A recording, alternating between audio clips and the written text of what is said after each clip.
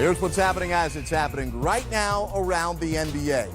Fans remain consistent. LeBron and Giannis still the leading vote getters, but we'll discuss if Luka can hold on to a starting spot, making the call. We'll ask Grant Hill about Kyrie's decision to not only call LeBron to apologize, but also to let the world know about the call. We're talking with the newsmakers and news reporters, opinion, perspective, and predictions. This is Game Time Live, presented by Kia, 10 before tip style.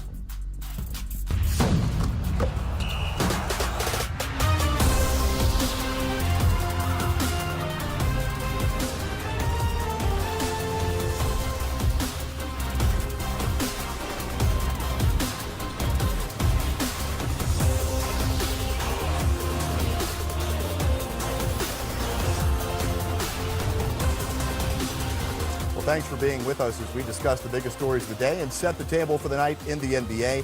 I'm Jared Greenberg. Tonight on a special edition of 10 Before Tip, we will get you the Kia post game following the Wizards' win in dramatic fashion over the Knicks in London. More on that game to come in a moment. As always, 10 Before Tip number 1, it's what's happening right now. Well, Joel Embiid is listed as questionable for tonight's game on TNT against the Pacers. Embiid did participate in this morning's shoot-around despite dealing with lower back tightness. Tonight marks the start of a huge stretch for Philly. Each of their next 12 games are against opponents with a winning record. 8 games will be against top 5 teams in their respective conferences. Philly is 1-2 this season. When Embiid doesn't play, he is a game-time decision, and we'll keep you posted. Kawhi is out for what the team is calling rest/load management. So much fun to say, Grant. Love being able to call out players for load management. The Raptors are back at home tonight against the Suns on the second night of a back-to-back. Last night, Kawhi played 36 minutes in Toronto's loss in Boston. Kawhi has yet to play both ends of a back-to-back this season. We bring in the Hall of Famer Grant Hill on Game Time Live, presented by Kia, 10 before tip style. Welcome to your favorite program on the network, Grant. Appreciate you having me, man. Yeah, Grant, it's great. Thank you. You're the biggest star we've ever had, literally, on the show. Grant, so what is your take on Kawhi Leonard having yet to play a full back-to-back this season and how the Raptors are handling Kawhi? You know, Jared, I don't mind that. I mean, obviously, I had a series of injuries during my career. Kawhi, we forget. You know, Kawhi was out all of last year or most of last season. So, you know, we see his greatness. We see the team playing well. But this is smart for them to manage it. The team has done a pretty decent job playing well, even when he's out, maintaining a sense of chemistry throughout the season. Big picture this year in Toronto. It's not about having the best record in the Eastern Conference. It's about getting to the finals and trying to win a championship. And they need they need a healthy, they need a guy, Kawhi Leonard, at his best. So I don't mind it one bit. And you know what's great? When he sat out, it hasn't affected his rhythm and his timing. When he's come back, he's ready to go. And so I think it's been good, and I don't have a problem with it. You know, it would have been nice to get that win on the road against Boston and have him sit here tonight, but you can't win them all. Lowry out as well tonight against the Phoenix Suns, a league pass game. 10 before tip number 2. See you in a moment here, Grant. It's what's buzzing today around the NBA. Let's talk about the All-Star returns. The third round are in. The fans, well, they are voting for 50% of the starters. The other 50% comes from the media and the players. This is the third returns. And once again, for the third straight week, Giannis leads the Eastern Conference and LeBron leads the Western Conference. So if this were to hold to form coming up on February 7th on TNT, these two would be the ones doing the first ever NBA All-Star draft. They would be the captains. Dwayne Wade staying firm at the second spot among guards in the Eastern Conference. Wade hasn't been an All-Star in a couple of years. Meanwhile, Derrick Rose, who's played only a couple of games in 2019, is still the second leading vote getter among guards in the Western Conference. And the most compelling story right now is the Western Conference forwards. Luka Doncic right now is in the second spot behind LeBron James. That's ahead of the likes of Kevin Durant, the head of the likes of Anthony Davis, Paul George. Luka Doncic has received the third most votes of any player in the NBA, trying to do what Grant Hill did, start in the NBA All-Star game. We'll talk about that in a moment. But another compelling race right now for the All-Star game is the second guard spot in the Eastern Conference. I think we all agree Kyrie Irving is very much deserving of an All-Star spot. It'd be hard to argue against that. But who is second most deserving? We certainly told you about Dwayne Wade, but what about Kemba Walker, who got off to that scorching hot start this season, but his team has tailed off? the game is in Charlotte this year, he'd be the sentimental pick. Ben Simmons, the triple-double machine. His Sixers are playing really good basketball, and he's putting out outstanding numbers. Now, Victor Oladipo is interesting. He's missed 11 games due to injury, and his team fared pretty well without him. Does he get penalized for all those games missed?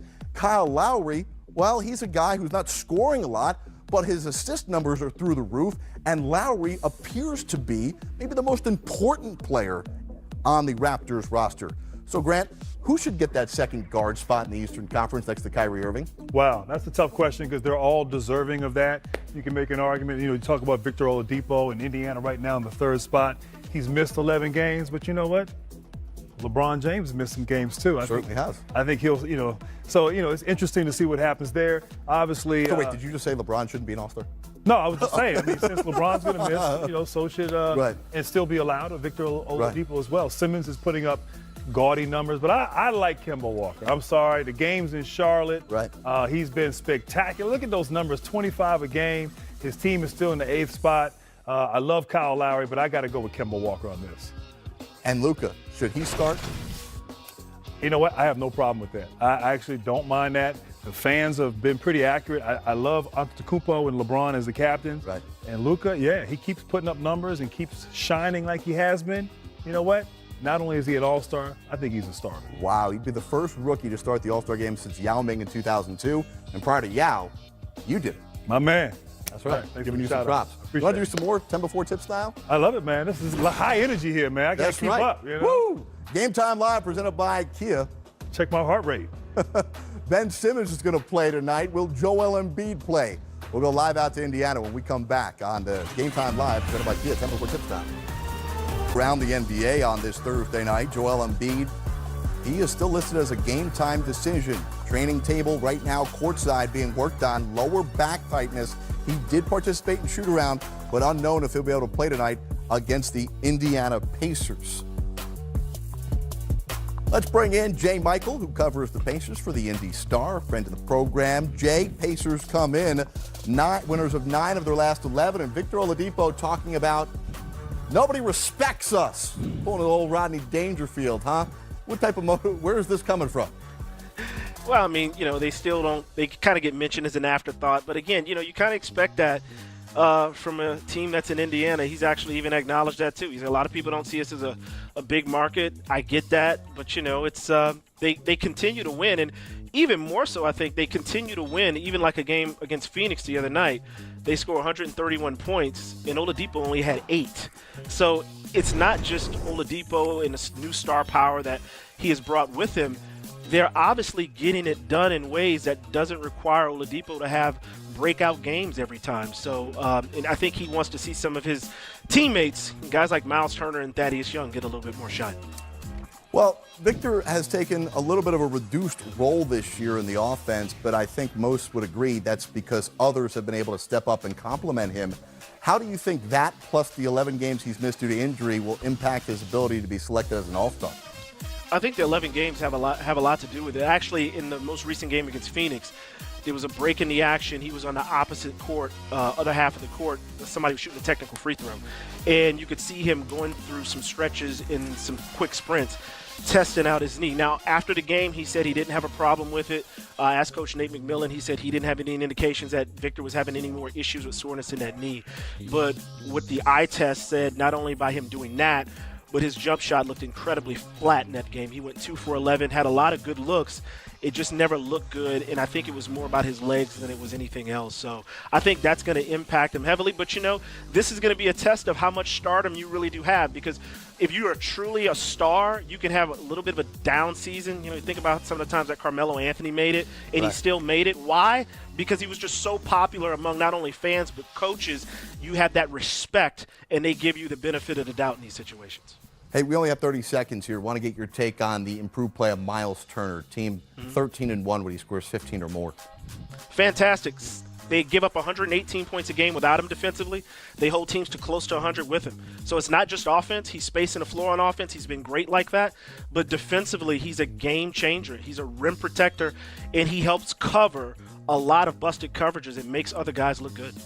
Jay Michael from the Indy Star covering the Indiana Pacers tonight, who we'll see on TNT coming up at 7 Eastern against the 76ers. Jay, thanks for your time. Coming up next, the starters. Are the Warriors the most hated team in sports?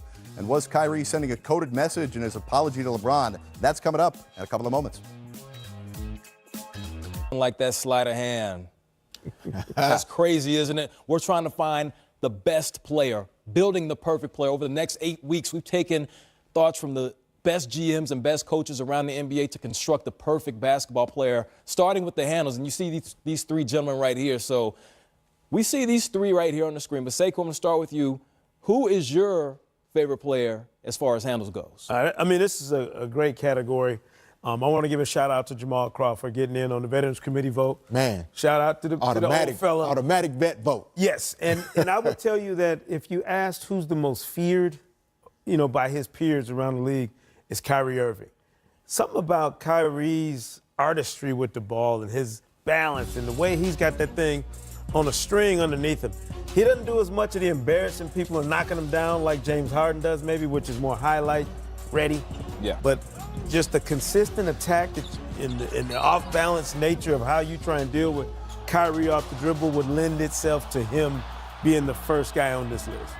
And I would say Kyrie combines amazing finishes with the handle, which I think enhances the way it all looks. Some guys pat it 50 times and then throw it in the stands. So your handle's probably not that tight. But James Harden also, I mean, he uses, I think, more dribbles in one spot, but it's almost like he's hypnotizing you with the basketball. He's not moving a lot, but he's patting it in between the legs, behind the back, crossovers, getting to the basket, stopping, hitting big threes like the one we're just looking at. So I could see how one guy in Beantown can get it, the other guy in H-Town can get it. But Jamal Crawford, man, I mean, to be on this list at 37, 38 years old, still cooking. Player Still handles. He might be the godfather of this thing, too, if you go back and look at the work he's done over the years. That is true. I mean, you look at some of the greatest handles of all time. You have to put him in there. Pistol Pete, Isaiah Thomas, White Chocolate, Allen Iverson, all in the conversation of the greatest handles of all time. But we'll keep it current. So I have to ask you, there seems to be, at least in my humble opinion, one player that is missing from this list. Two-time MVP, one-time unanimous MVP, Steph Curry, who has people come out to watch him put on a dribbling display in pregame warm-ups. Why is Chef Curry not on this list? In my opinion, as you just said, I think that the way the Warriors play basketball, he's without the basketball a lot. And they don't run a lot of traditional, just mid-pick and roll, drag screens and transition as much as some of these other guys run. And so I just think people have lost their connection to how much he has the basketball on the string. Now, just a couple years ago, it was Kyrie and Steph in the conversation. And then James Harden has put together MVP almost back-to-back type seasons. So people have kind of leaning over towards James Harden on the left-hand side. But don't forget about the chef, man. Steph Curry can pat it. Yeah, and I think you forget about his handle because you're so busy watching that follow-through. Yes. Always the thing with Steph is the shooting, and he and Clay have taken that to another level. You forget how he gets open for some of those. It's not always off a screen. It's not always ball movement. Sometimes it's taking somebody and putting them in his own blender and getting that shot. You know, someone who hasn't forgot about those Steph Curry handles? Chris Paul. Too soon or not? Chris Paul's teammate is James Harden. We're going to do a demonstration right out here on this floor coming back. He gets away with everything. The master of the step back, the master of the Euro step. Fear the beard. D. Fisher's going to show us how it's done on the court. Game time coming up.